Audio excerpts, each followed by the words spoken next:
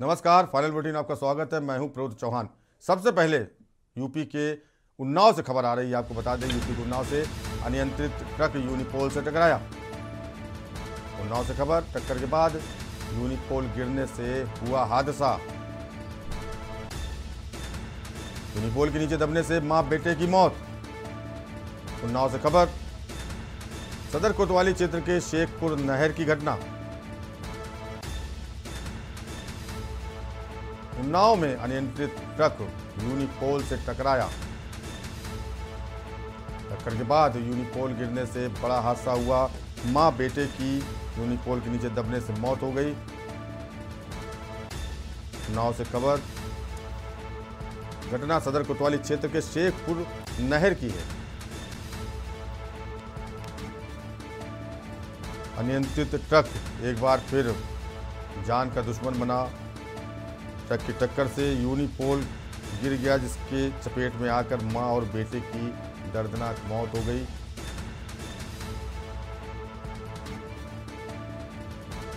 सदर कोतवाली क्षेत्र के शेखपुर नहर की घटना।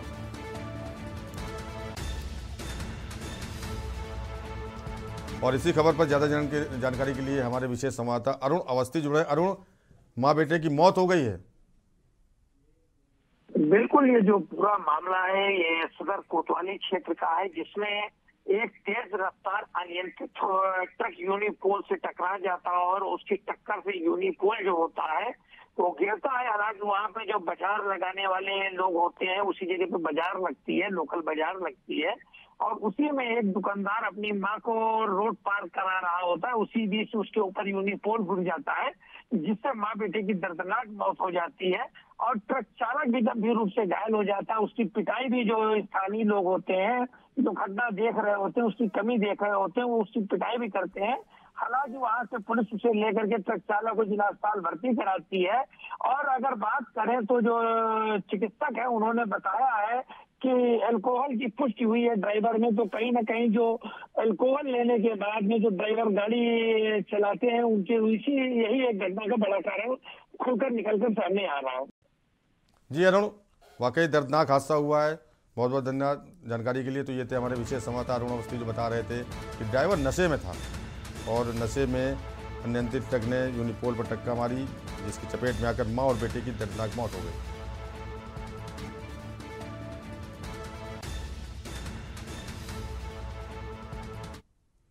खबर दिल्ली से है। डिप्टी सीएम मनीष सिसोदिया के दिल्ली सचिवालय में स्थित ऑफिस और सीबीआई ने छापा मारा। इसी बीच उन्होंने दावा किया कि सीबीआई को पहले भी कुछ नहीं मिला था और अब भी कुछ भी नहीं मिलेगा। डिप्टी सीएम मनीष सिसोदिया ने ट्वीट कर दावा किया, आज फिर सीबीआई मेरे दफ्तर पहुंची है, उनका स्वागत है। इन्होंने मेरे घर पर रेड कराई, दफ्तर में छापा मारा, लॉकर तलाशे, मेरे गांव तक में छानबीन करा ली। मेरे खिलाफ ना कुछ मिला है और ना मिलेगा, क्योंकि मैंने कुछ गलत किया ही नहीं। ईमानदारी से दिल्ली के बच्चों की शिक्षा के लिए काम किया है। वहीं सीबीआई सूत्रों ने कहा है कि हमने डिप्टी सीएम मनीष सिसोदिया के ऑफिस पर कोई छापेमारी नहीं की है। फिलहाल सीबीआई की तरफ से कोई आधिकारिक जानकारी नहीं आई।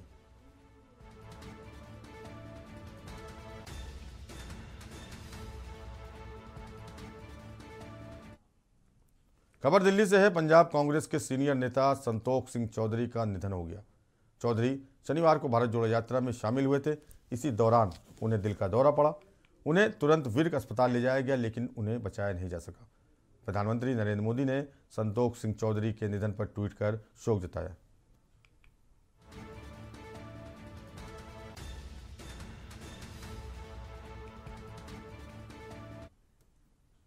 दिल्ली के भलस्वा डेयरी इलाके में भारी मात्रा में पुलिस बल पहुंचा तो पूरे इलाके में हड़कंप मच गया। शुरुआती कुछ घंटों में तो किसी के समझ में कुछ नहीं आया, आखिरकार माजरा क्या है। देखते ही देखते पुलिस के आला अधिकारी भी वहां पहुंचे और कुछ घंटों के बाद लोगों को मालूम हुआ कि इस घर के अंदर ही किसी वारदात को अंजाम दिया गया है। शुरुआती दौर में तो लोगों को शक किसी हत्या जैसी वारदात की तरफ जा रहा था, लेकिन तकरीबन 2 घंटे बाद लोगों को जानकारी मिली कि स्पेशल सेल की छापेमारी चल रही है।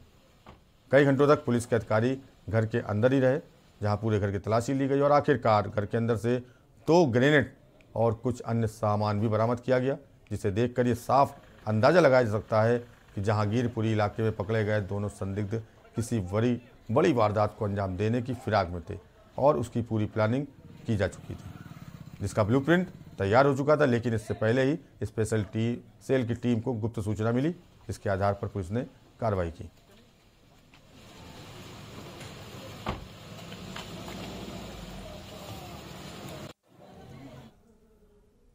खबर पंजाब से है। मुख्यमंत्री भगवंत मान ने कहा कि लोगों को मानक स्वास्थ्य सेवाएं मुहैया करवाने के लिए नए कदम उठाते हुए पंजाब सरकार 27 जनवरी को 400 से अधिक नए आम आदमी क्लिनिक राज्य के लोगों को समर्पित करेगी, जिससे पंजाब के लोगों को आम आदमी क्लिनिक समर्पित हो जाएंगे।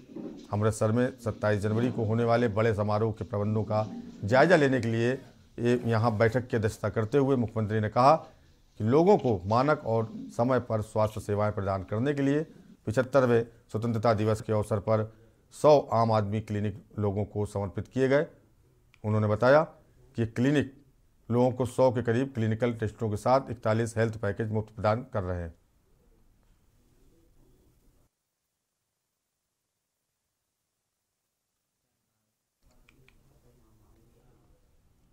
पंजाब के जालंधर में पिछले दिनों पंजाब पुलिस के कांस्टेबल एनकाउंटर के दौरान मौत मामले में पुलिस ने फरार चल रहे गैंगस्टर को ढेर कर दिया है। पंचकुला मोहाली बॉर्डर के नज़दीक जीरकपुर में पुलिस ने एनकाउंटर के दौरान फरार जोरा नाम के गैंगस्टर को मार गिराया है। मारा गया बदमाश 9 जनवरी से फिल्लौर से फरार चल रहा था। वहीं इसके 3 साथी पहले ही पकड़े जा चुके हैं। दरअसल 9 जनवरी की रात को कपूरथला के फगवाड़ा से एक क्रेटा गाड़ी लूटकर गैंगस्टर फरार हुए थे। जालंधर के फिल्लौर के कंग जागीर गांव में पंजाब पुलिस ने इन्हें घेर लिया था, जहां दोनों तरफ से ताबड़तोड़ फायरिंग हुई थी, जिसमें 3 गैंगस्टरों को पकड़ा गया था।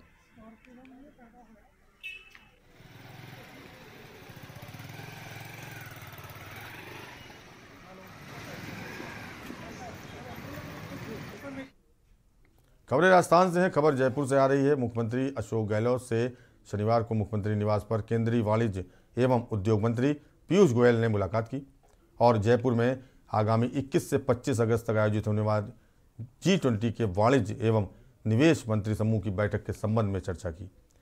मुख्यमंत्री ने कहा कि G20 सरकार का पूरा सहयोग करेगा।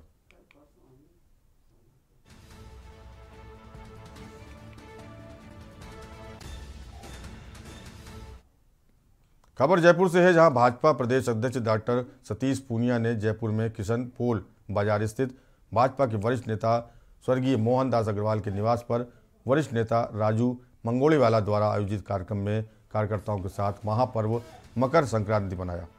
प्रदेशवासियों को मकर संक्रांति की उन्होंने शुभकामनाएं दी। सतीश पूनिया ने मीडिया से बातचीत में कहा कि प्रधानमंत्री नरेंद्र मोदी के कुशल नेतृत्व में 2023 में 3/4 बहुमत के साथ राजस्थान में प्रचंड बहुमत की भाजपा की सरकार बनेगी और 2024 में 3/4 बहुमत के साथ केंद्र में भाजपा की सरकार बनेगी और तीसरी बार नरेंद्र मोदी प्रधानमंत्री बनेंगे। प्रदेश अध्यक्ष सतीश पूनिया ने गायक किशोर कुमार द्वारा गाया हुआ गाना भी गाया।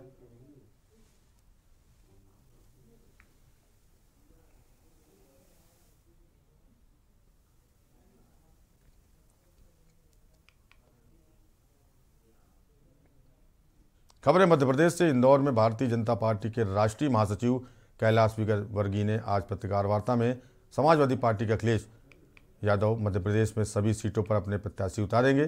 साथ ही 14 तारीख से वो मध्य प्रदेश के दौरे पर हैं। वो इंदौर भी आएंगे। सवाल के जवाब में उन्होंने कहा कि पिछले चुनाव में भी उत्तर प्रदेश में 2 छोरे खटिया पर लेटे हुए दिखाई पड़े थे और खूब धूम मचाई थी। अब एक छोरा कन्याकुमारी से कश्मीर की यात्रा निकाल रहा है तो दूसरा मध्य प्रदेश की यात्रा करने जा रहा है। उन्होंने कहा कि पहले 2 छोरे एक साथ थे, अब दोनों अलग अलग घूम रहे हैं, देखते हैं क्या करेंगे। एक पत्रकार ने उनसे पूछा कि गांधी गोडसे फिल्म का टीजर रिलीज हो गया है। उस पर उन्होंने कहा कि पहले ये देखना होगा कि इस फिल्म में वास्तविकता क्या है। कांग्रेस तो सिर्फ फिल्म के नाम पर ही मुद्दा बना रही है। हाल ही में छत्तीसगढ़ मुख्यमंत्री भूपेश बघेल ने इस फिल्म के खिलाफ गिरफ्तारी की भी बात कही है। इस वक्त से उन्होंने कहा कि भूपेश बघेल अपने राज्य में जो करना चाहें वो करें।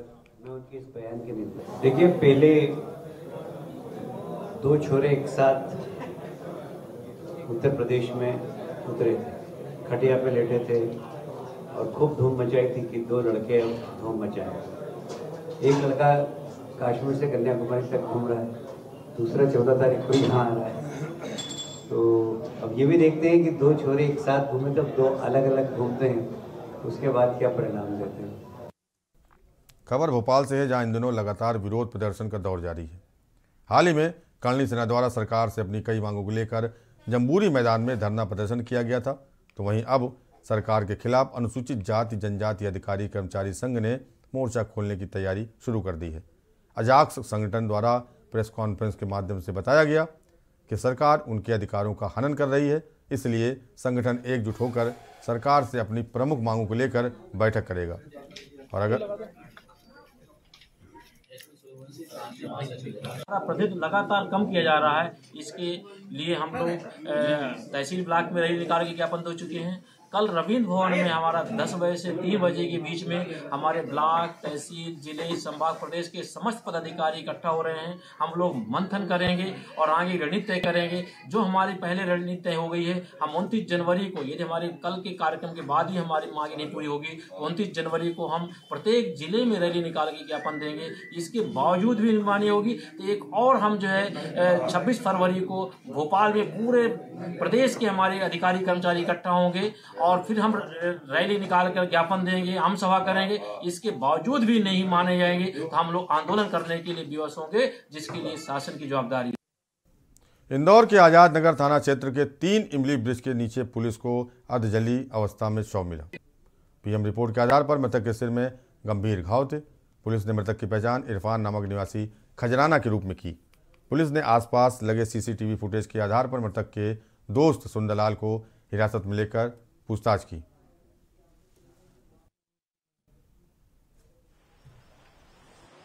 एक आधा जला हुआ शव मिला था, जिससे क्षेत्र में काफ़ी हड़कंप था।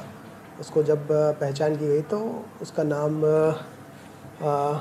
अज्ञात शव को जब जान पहचान की गई तो उनका नाम इरफान पिता मोहम्मद रफ़ीक निकला। वह एक पेंटर का काम करता था। उसकी कैप से, उसकी चप्पलों से उसकी पहचान की गई। उसके परिजनों ने उसको पहचाना। अब मुख्य समस्या ये थी कि इसमें चूंकि आसपास कोई मौजूद नहीं था, किसी को पता नहीं था, तो पुलिस ने काफ़ी सीसीटीवी कैमरे वगैरह खंगाले, आसपास लोगों से पूछताछ करी। घटना के आसपास जितने लोग पेंटर के संपर्क में थे, रात को संपर्क में थे, दिन में संपर्क में थे, उनसे पूछताछ करी।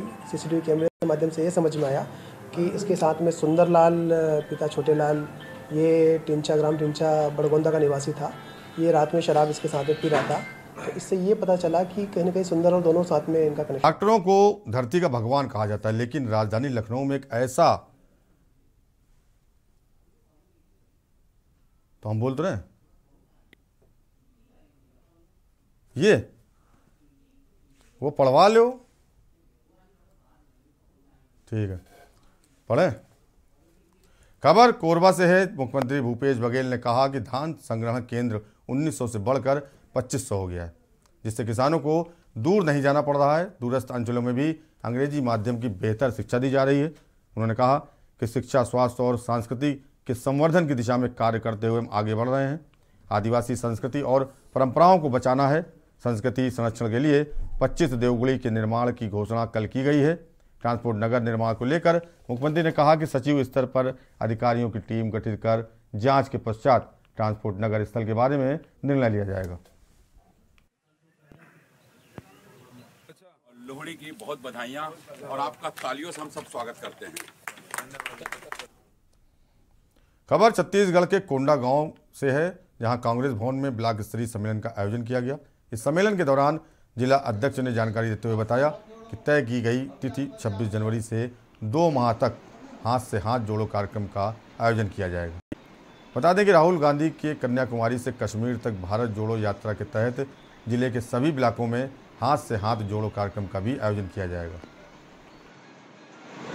आज बैठक हर महीने की भांति 14 तारीख को हर महीने मासिक बैठक होता है। ब्लॉक कांग्रेस कमेटी का, जिला कांग्रेस कमेटी का वो होता भी है, प्रदेश कांग्रेस कमेटी का भी होता है। तो ब्लॉक कांग्रेस कमेटी का आज बैठक यहाँ कोंडागांव कांग्रेस भवन में रखा गया है। ये बैठक इसलिए है कि आने वाले 26 जनवरी को हाथ से हाथ जोड़ो कार्यक्रम होना है। इसका ये मतलब है कि माननीय राहुल गांधी जी कन्याकुमारी से कश्मीर तक लगभग 14 राज्यों को छूते हुए पद यात्रा निकाले हैं और उसी के दरमियान छत्तीसगढ़ लगभग उस कार्यक्रम से अछूत आ रहा है। तो हमारे प्रदेश अध्यक्ष माननीय मोहन मरकाम जी के नेतृत्व में पूरे छत्तीसगढ़ के हर पोलिंग बूथ स्तर तक हमारे कार्यकर्ता पहुंचेंगे। कोंडा गांव के विहंगम योग संस्थान के अनंत सदगुरु सदाफल देव महाराज संत प्रवर जी श्री विज्ञान देव जी महाराज का बस्तर संभाग भ्रमण में कोंडा गांव मुख्यालय आगमन हुआ। आपको बता दें कि 24 जनवरी तक प्रदेश के सभी जिलों में चलने वाले इस कार्यक्रम का मुख्य उद्देश्य मानव मन की शांति एवं सद्भावना प्रेम के साथ ही भारतीय संस्कृति को जगाने का कार्यक्रम किया जाएगा। इसी दौरान कोंडा गांव के विश्राम गृह पहुंचे, वहां श्रद्धालुओं ने पुष्पमाला पहनाकर उनका स्वागत किया। छत्तीसगढ़ राज्य के 16 जिलों में 8 जनवरी से 24 जनवरी तक ब्रह्म विद्या विहंगम योग समारोह का यह आयोजन गतिमान है। मानव मन की शांति के लिए, परस्पर प्रेम, मैत्री, करुणा के मानवीय गुणों के विकास के लिए, जन जन तक, मन मन तक, घर घर तक भारतीय आध्यात्मिक संदेश को ले जाने के पावन उद्देश्य से छत्तीसगढ़ राज्य विहंगम योग संत समाज के द्वारा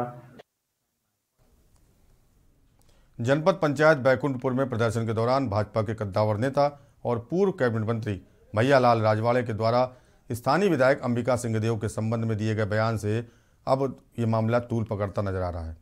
वहीं इस मामले में पूर्व कैबिनेट मंत्री भैयालाल राजवाड़े को प्रेस वार्ता कर सफाई देनी पड़ी कि उनके द्वारा किसी भी प्रकार का कोई अपशब्दों का प्रयोग नहीं किया गया। इस बारे में मैंने इस बात को कहा,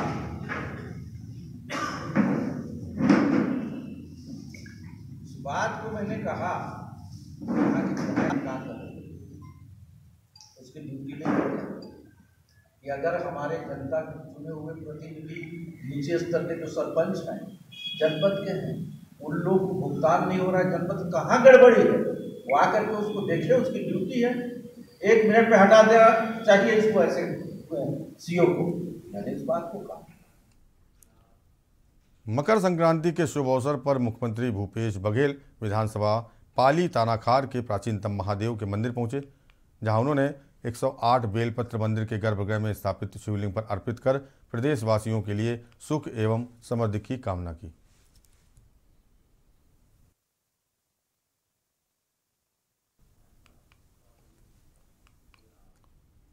कोरबा के ग्राम लाफा के बहेरा भाटा मोहल्ला निवासी किसान हुरीलाल राज के घर पहुंचे और उनके घर में बड़ी सादगी के साथ छत्तीसगढ़िया भोजन का स्वाद लिया।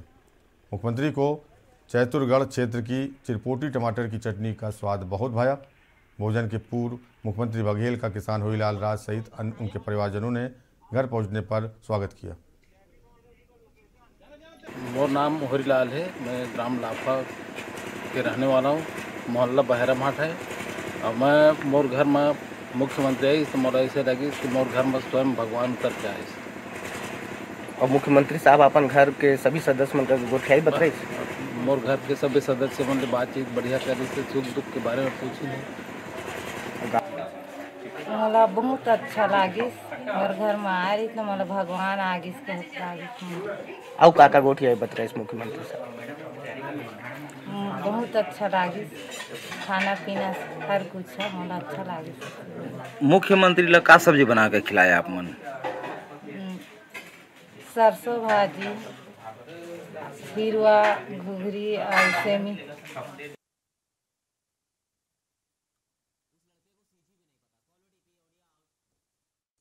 दक्षिण बस्तर के बीहड़ों में मौजूद सीआरपीएफ के कैंप में जवानों द्वारा लगातार ग्रामीणों की मदद की जाती रही। दंतेवाड़ा जिले में स्थित 230 बटालियन द्वारा चिंगावरम और दूधीराम में सिविक एक्शन शिविर लगाकर लाभान्वित किया गया। चिंगावरम गांव में बटालियन द्वारा मच्छरदानी वितरण किया गया। बटालियन की अल्फा कंपनी के द्वारा मच्छरदानी बांटी गई। इस मौके पर 230 बटालियन के कमांडेंट दिनेश सिंह चंदेल के द्वारा ग्रामीणों को संबोधित करते हुए उन्होंने सिविक एक्शन शिविर का लाभ उठाने की बात कही। चंदेल ने लोगों को अभिवादन करते हुए सरकार द्वारा किए जा रहे प्रयासों सहयोग की अपील की। में केंद्रीय रिजर्व पुलिस बल की 230 बटालियन तैनात है और इसका जो जिम्मेदारी का इलाका है वो वहाँ से लेकर नरेली घाटी में इनका मुख्यालय है और यहाँ चिंगवरम तक इनकी कंपनियां भूसरस घाटी की गुहा में फैली हुई हैं। ये लगातार प्रयास रहता है इस वाहिनी का कि हमारा नागरिकों के साथ सामंजस्य कार्यक्रम रहे। भारत सरकार की जो योजनाएं हैं या राज्य सरकार की जो योजनाएं हैं वो जन जन तक पहुँचे। आज उसी के तहत में मच्छरदानी वितरण का कार्यक्रम किया गया। पिछले लगभग 2 साल से हम लगातार लोग गाँव में मेडिकल चिकित्सा कैंप लगा रहे हैं, खेलकूद की प्रतियोगिता आयोजित करा रहे हैं, सांस्कृतिक कार्यक्रम करा रहे हैं, मच्छरदानी या ट्रांजिट पब्लिक यूटिलिटी की जो चीज़ें हैं उनको उपलब्ध करा रहे हैं। प्लस हम लोग कोशिश कर रहे हैं कि हमारे सारे कैंप जो हैं वो प्रशिक्षण दें। जो सीआरपीएफ या किसी फोर्सेस की भर्तियां निकलती हैं, चाहे छत्तीसगढ़ पुलिस की हो, तो उसका शारीरिक प्रशिक्षण, उनकी जो लेखन परीक्षा है उसका जो प्रशिक्षण है वो भी हमारे सभी कैंपों में किया जाता है। तो इन सब कार्यक्रमों के माध्यम से हम लोग ये जानकारी जनमानस तक पहुँचाते हैं कि भगवान, धरती का भगवान डॉक्टरों को माना जाता है, लेकिन राजधानी लखनऊ में एक ऐसा मामला सामने आया जिसने सभी को चौंका दिया। मामला एक नवजात बच्ची से जुड़ा हुआ है। डॉक्टर की लापरवाही के चलते नवजात की पैर की हड्डी टूट गई और अब वो हमेशा आजन्म शायद चल नहीं सकेगी, ना दौड़ सकेगी, ना खेल कूद सकेगी और अपंग रहेगी।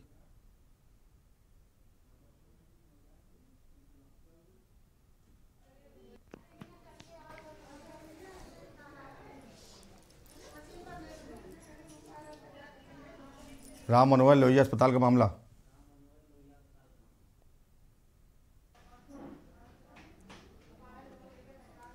हाँ, डॉक्टर आरती द्वारा किया गया ऑपरेशन। एसआर डॉक्टर आरती द्वारा किया गया ऑपरेशन।